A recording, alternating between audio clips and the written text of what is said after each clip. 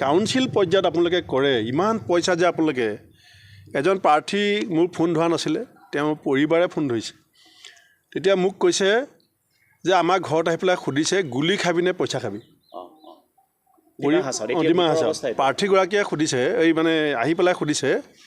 যে গুলি খাবি নে পইচা খাবি আৰু আমাৰ লিডাৰ কোন জানো 5টা হত্যাকাণ্ডত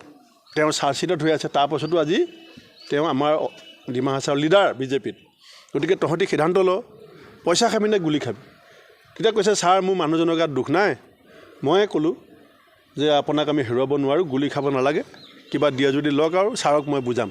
সেই বুলি কৈ পৰিবাৰে মোলৈ ফোন কৰিছে কান্দি কান্দি যে ছাৰ আমি গুলি ভয়ত আৰু আমি এনেকুৱা এটা সিদ্ধান্ত লৈছোঁ আপুনি বেয়া নাপাব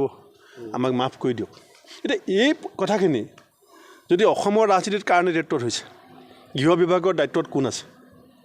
এই মানুহবিলাকৰ নিৰাপত্তা এতিয়া পাহাৰত গৈতো মই নিৰাপত্তা দিব নোৱাৰোঁ মই চবকে আনিতো মোৰ ঘৰত তলা মাৰি থ'ব নোৱাৰোঁ আজি প্ৰাৰ্থী হয় আমিতো এনেকুৱা ধৰণৰ এটা পৰ্যায়লৈ কিয় যাবলগীয়া হৈছে যদি তেওঁলোকৰ কাম কৰি আছে জনপ্ৰিয়তা অটুট আছে এতিয়া নিৰ্বাচনত জিকা হ'লে অসমৰ ৰাইজেও দেখিলেহেঁতেন এই যিটো পৰ্যায়লৈ হিমন্ত বিশ্ব শৰ্মা ডাঙৰীয়াই অসমৰ ৰাজনৈতিক ক্ষেত্ৰখনক লৈ গৈছে যি অপৰাধীকৰণক ৰাজনীতিক তেওঁ উৎসাহিত কৰিছে কালি মোলৈ এটা মেছেজ দিছে মই এতিয়া নকওঁ পাছত মই ক'ম মই যেতিয়া প্ৰতিবাদ কৰিছিলোঁ কেইজনমান মানুহৰ আগত তেতিয়া তেওঁলোকে মোক কৈছে ছাৰ্ভাইভেল ইজ দ্য ফিটেষ্ট যোগ্য ভোগ্য বসুন্ধৰা তাৰমানে জীয়াই থাকিবৰ কাৰণে যদি কালিলৈ কোনোবাই ডকাইত কৰে অসমত জীয়াই থাকিবৰ কাৰণে যদি কোনোবাই কালিলৈ চুৰ কৰে অসমত আমি সেইটো ছাৰ্ভাইভেল ইজ দ্য ফিটেষ্ট বুলি ক'ম নেকি আপুনি এই পৰ্যায়টোলৈ যদি অসমখনক লৈ যায় এইটো কংগ্ৰেছ দলে অকলে এই পৰিৱেশটো কিন্তু বচাব নোৱাৰে এইটো ৰাইজৰ দায়িত্ব আছে সচেতন অসমবাসী ৰাইজক মই আহ্বান জনাইছোঁ যে ৰাইজে এই ক্ষেত্ৰত এটা উচিত বিচাৰ কৰক কিয় ৰাইজৰ আদালতৰ বিচাৰখন হ'বলৈ দিয়া নাই দুকুণীয়া প্ৰতিদ্বন্দ্বিতা হোৱাত বিজেপিৰ আপত্তি ক'ত কিয় এই পৰিৱেশটো কৰিছে আজি যিটো আস্থাহীনতাৰ পৰিৱেশ ডিমা হাছাওত হ'ল এতিয়া কৰ্মীবিলাকে কৈ আছে যে ছাৰ আমি জিকাই দিম এওঁ বা কি হয় এই পৰিৱেশটো বিজেপিয়ে যিটো ৰচনা কৰিছে এইটোৰ পৰা আওপকীয়াকৈ দুৰ্নীতিৰ এখন লাইচেঞ্চ বিজেপিয়ে বনাই ল'ব বিচাৰিছে যাতে কাউন্সিলত কোনো বিৰোধী নাথাকে লুটপাট যাতে চাবলৈ কোনো মানুহ নাথাকে অপকৰ্ম ভ্ৰষ্টাচাৰ লুণ্ঠনৰ এখন চাৰ্টিফিকেট প্ৰস্তুত কৰাৰ যিটো পৰিকল্পনা বাজপেয়ী ভৱনৰ পৰা হৈ আছে মুখ্যমন্ত্ৰী কাৰ্যালয় স্বয়ং DCSP জড়িত DCয়ে ৰাতি 8টা বজালৈকে স্কুটনি কৰিবলগীয়া কি আছিলে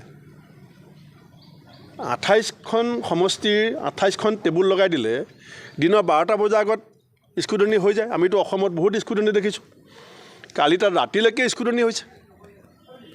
আপুনি কথাবিলাক গোটেই এইটো এনেকৈ ভাবিব নালাগে যে ভূপেন বৰাই ৰাণা গোস্বামীয়ে কেণ্ডিডেট ধৰি ৰাখিব পৰা নাই কেণ্ডিডেটক কোৱা হৈছে যে গুলি খাবি নে পইচা খাবি এজন সাধাৰণ কৰ্মী কংগ্ৰেছৰ এতিয়া তেওঁলোকক মই কৈছিলোঁ তোমালোকে এফিডেভিট কৰি দিয়া তেওঁ ক'লে তাৰমানে ছাৰ আপুনি আমি গুলি খোৱাটো বিচাৰে নেকি মই ক'লোঁ এই কথাখিনি মোক এফিডেভিট কৰি দিয়াচোন মই যুঁজিম তোমালোকৰ কাৰণে তেতিয়া কয় তাৰমানে আপুনিও আমাক গুলি খোৱাটো বিচাৰে আজি এই পৰ্যায়ত যিটো ৰাজনীতি অসমৰ মুখ্যমন্ত্ৰী হিমন্ত বিশ্ব শৰ্মাই তেওঁ প্ৰশাসনিক শক্তিটো ব্যৱহাৰ কৰি পেলাই কৰিছে এয়া কিন্তু অসমৰ ৰাইজে যদি নিয়ন্ত্ৰণ নকৰে তেতিয়াহ'লে অসম বিহাৰ হ'বৰ কাৰণে অসম উত্তৰ প্ৰদেশত যি ঘটনা ঘটি আছে ৱেষ্ট বেংগলত পঞ্চায়ত ইলেকশ্যনত যি ঘটনা ঘটি আছে সেইফালে কিন্তু অসমৰ মুখ্যমন্ত্ৰী অসমখন লৈ যাব বিচাৰিছে